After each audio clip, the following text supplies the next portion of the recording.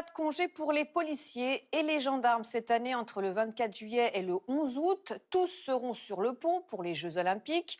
Un effort important, alors le syndicat Unité SGP Police demande des contreparties.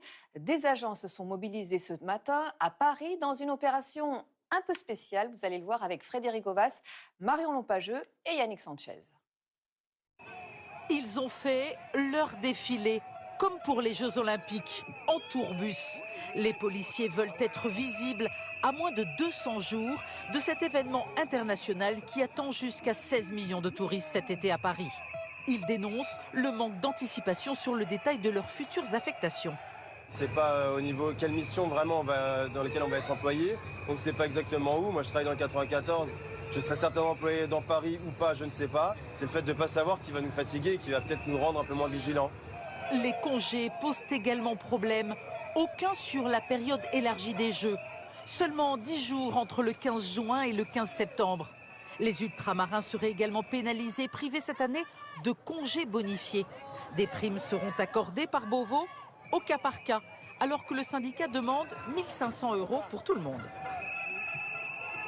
En 2024, on ne sait absolument pas quel jour on peut prendre, quel jour on peut poser, que ce soit pendant la période des Jeux Olympiques ou que ce soit hors de la période des Jeux Olympiques en 2024. On a des familles monoparentales, nous aussi, on a des gardes alternés, nous aussi, on ne sait pas du tout ce qu'on va faire de nos enfants, tout simplement.